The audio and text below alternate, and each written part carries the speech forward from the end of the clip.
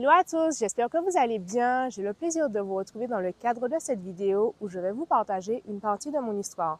Sur cette partie de mon histoire, j'ai choisi de vous parler de mon témoignage quant à mon rapport toxique avec mon corps. Alors, ce qui fait que j'ai choisi de partager cela aujourd'hui avec vous, c'est tout simplement parce que j'ai pu constater que beaucoup de personnes souffraient de tout ce qui était lié à l'apparence. Ce qu'on peut renvoyer est véritablement ce qui fait qu'on peut se sentir prisonnier de son corps. Donc, je vous partage tout de suite mon témoignage. Alors, il faut savoir que j'ai grandi dans un environnement, on va dire, un schéma plutôt classique, sauf que j'ai très rapidement été dans la comparaison. Comparaison vis-à-vis de mon entourage, que ce soit de mon entourage proche ou de mon entourage scolaire, professionnel.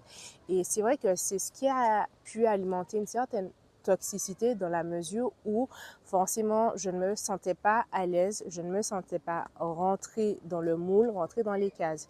Et j'ai pu me rendre compte que ces conceptions biaisées avaient commencé très jeune dans la mesure où, dès mon plus jeune âge, j'ai eu à faire face à des remarques sur mon corps, à des pics, ce qui fait qu'au final, mon cerveau s'est construit en se disant, ben écoute, tu n'es pas normal, tu n'es pas dans la norme, etc.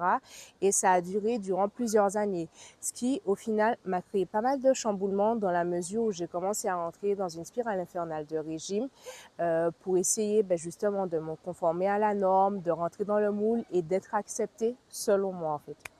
Du coup, j'ai pu me rendre compte que ces schémas toxiques-là résultaient de troubles identitaires, ce qui fait que j'ai dû aller creuser en profondeur pour aller résoudre ces fameux troubles-là.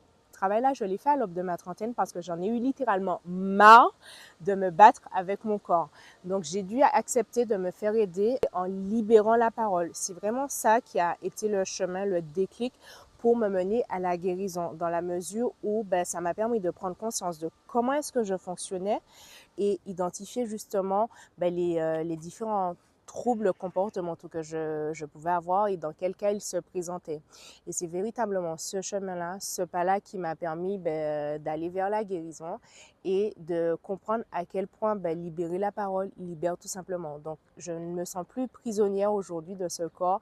J'ai fait la paix avec lui, j'ai fait la paix également avec la nourriture et c'est pour ça que j'ai à cœur aujourd'hui d'accompagner également des personnes à faire ce pas-là, libérer la parole et se faire accompagner également.